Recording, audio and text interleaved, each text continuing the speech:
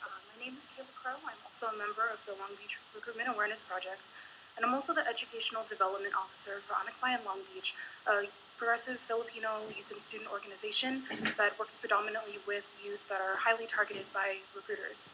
I grew up in LBUSD from Madison Elementary, Hoover Middle School, Long Beach Poly, all that led me to Cal State Long Beach, where I graduated in 2012.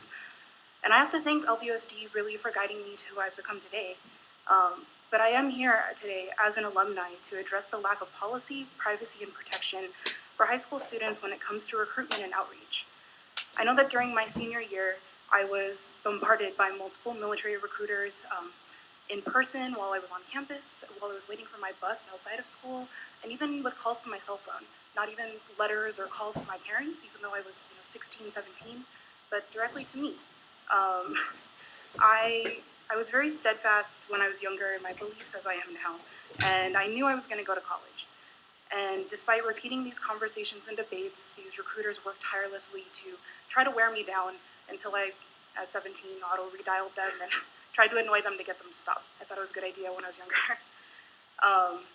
But this always irked me. I had hoped that things, would have changed within the 10 years since I had graduated from high school, but as I learned visiting a couple months ago, it hasn't. I spoke to multiple students who had decided that they were going to enlist right after graduating high school, multiple young women who had enlisted without ever speaking to their parents and letting them know that this was their decision, and a lot of students of color who had actually been told it was their only and their best option. It's as opposed to going to school or trying to find a career or trying to find some guidance.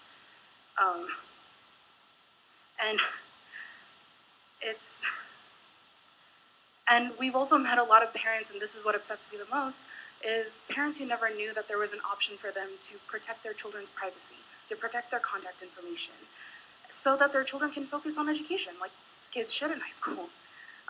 As a community and as a district, we owe it to our youth to give them a chance to truly consider their post-high school options.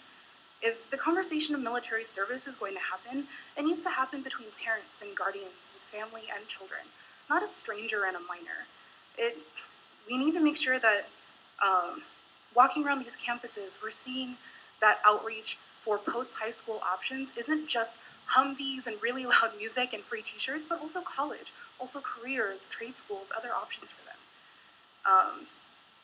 Again, these conversations need to happen with families and with children, not with recruiters who are preying on our children and who are treating them like notches and telling marks.